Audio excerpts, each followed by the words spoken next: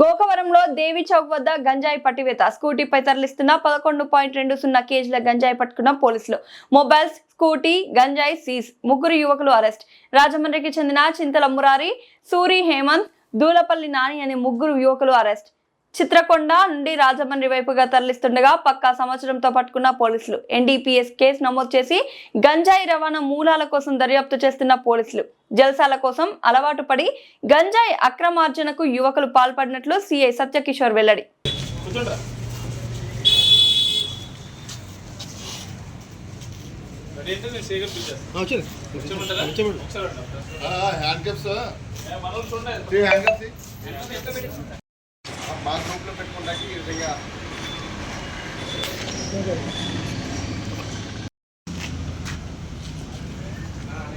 Phone చేయాలి అడిగి నాలుగు ఫోన్ చేసి నా పడవ లేరు ఫోటో తీసాం చేస్తాం.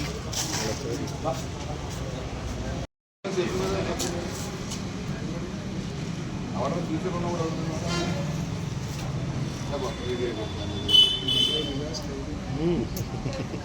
నాకు ఎప్పుడు తెలియట్లేదు అది అలా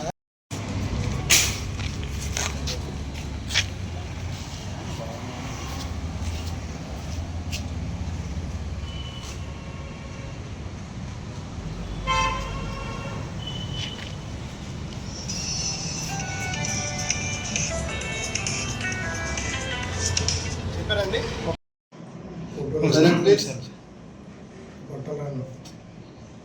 ఓకే సార్, అందరికీ నమస్కారం.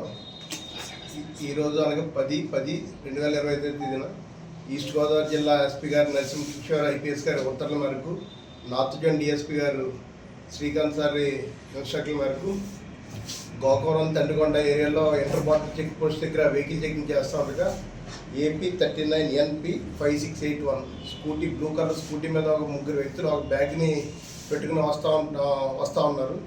అక్కడ వెహికల్ చెక్ చేస్తున్న గోకవరం పవన్ కుమార్ గారు వాళ్ళ స్టాఫ్ తోటి వాళ్ళని పట్టుకుని అది ఏంటని చెప్పి అడిగితే వాళ్ళు పారిపోవడానికి ప్రయత్నించారు. వాళ్ళని పట్టుకుని దాంట్లో గంజాయి ఉందని గమనించి వాళ్ళని సెపరేట్ చేసి వాళ్ళ యొక్క స్టేట్మెంట్ లైన్ని రికార్డ్ చేయడం జరిగింది. దీనికి సహకారం DT గారిని, డిప్యూటీ తహసీల్దార్ గారిని తీసుకోవడం జరిగింది.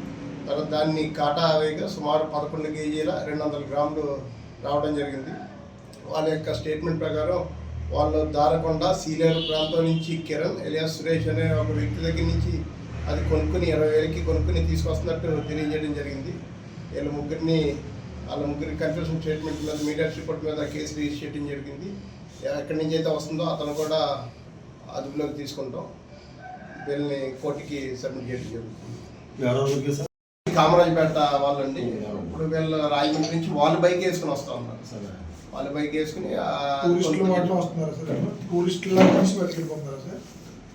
కాదు, పరిగెట్టుకుని కొనడానికి వెళ్ళి తీసుకొస్తాం. ఆదాయ మార్గం కింద కూడా దీన్ని ఎన్నుకోవడం జరుగుతుంది. కాబట్టి ప్రతి విలేజ్లోనూ కూడా ఇటువంటి కార్యక్రమాలు ఏదైనా జరిగితే ఎవరిని గమనిస్తే దయచేసి పోలీసు వారికి కానీ, 1930 నెంబర్కి కానీ, 1872 నెంబర్కి కానీ తెలియపరిచి 112 నెంబర్కి కానీ తెలియపరిస్తే మేము ఇమీడియట్గా అరెస్ట్ అయ్యి వాళ్ళు పట్టుకోవడం జరుగుతుంది. సోర్స్ ఎక్కడి నుంచి వచ్చింది అనేది దాన్ని ఐడెంటిఫై చేయడం జరుగుతుంది. వాళ్ళ మీద కఠిన చర్యలు తీసుకోవడం జరుగుతుంది. ఈ గంజాయి మళ్ళీ దారకొండ కిరణ్ అనే అతను చెప్తాడు ఎవరికి ఇవ్వాలనేది, వాళ్ళు వచ్చి అక్కడ పికప్ చేసుకుంటారు. తెలియాలి అతను కిరణ్ పట్టుకుంటే మనకు మూలాలు. డంపింగ్ కొంతమూరు కదా సార్? ఏదండి కొంతమూరు డంపింగ్ చేస్తారు సార్? కొంతమూరు కాదండి, ఒరిజినల్గా రాజమండ్రి వెళ్ళగానే అతనికి ఇన్ఫర్మేషన్ వస్తుంది. వాళ్ళు చాలా రాజమండ్రి. తర్వాత నూరి హేమంత్ అతను రాజమండ్రి. ఇంకో అతను మల్లేపల్లి నాని అతను రాజమండ్రి. ఒక అతను ఇంటర్మీడియట్ అయింది, ఖాళీగా ఉంటాడు. ఒక అతను దారకొండలోనే వర్క్ చేస్తూ ఉన్నాడు. మురారి మీద అంతకుముందు భద్రాచలం పోలీస్ స్టేషన్లో కూడా కేసు ఉందండి. ఇంకో అతను ట్రాన్స్పోర్టర్ కింద ఉపయోగిస్తున్నాడు. వెహికల్ తీసుకొస్తున్నాడు, తీసుకొచ్చి రాజమండ్రిలో ఇస్తాడు. రాజమండ్రిలో ఎవరికి ఇవ్వాలనేది తర్వాత అక్కడ దారకొండలో ఉన్న కిరణ్ చెప్తే దాని ప్రకారం వీళ్ళు ఎవరికి కావాలంటే వాళ్ళకి సప్లై చేస్తారు. చేస్తాడు మురారి అని చెప్పి వెళ్తున్నాడు, ఈ విధంగా సప్లై చేస్తాడు. ఇంకో అతను ఇంటర్మీడియట్ చేసి ఖాళీగానే ఉన్నాడు. ఇంకో అతను వాటర్ పని చేస్తాడు.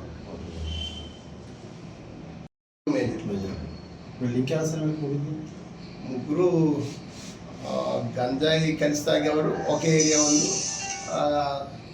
ఈ కాలేజీ దగ్గర కలుస్తూ ఉండేవారండి. ఎస్కేవిటి కాలేజీ ఆ గ్రౌండ్స్లో కలుస్తూ ఉండేవారు. ఫస్ట్ టైం సార్ ముందు కూడా చేశాను. అంతకుముందు మురారి చింతల మురారి అనే అతని మీద భద్రాచలంలో ఇదే గంజా కేసు ఉంది. మీరు మామూలుగా వేరే లేకపోతే పిల్లలు ఎడిట్ అయిపోయారు సార్ బాగా 18-27 సంవత్సరాలు పేరెంట్స్ వాచ్ చేసుకోవాలండి కదా. కాలేజ్ స్టూడెంట్స్ కూడా యాడ్ చేస్తారు సార్. అంటే మేము కొంతవరకు చేయగలుగుతాం తప్ప Parents ప్రతి కుటుంబ వ్యవస్థ స్ట్రాంగ్ అవ్వాలి. కుటుంబ వ్యవస్థను బట్టి పేరెంట్స్ అబ్జర్వేషన్లో ఉంచాలి. సరే మీరు ఎలా ఐడెంటిఫై చేసి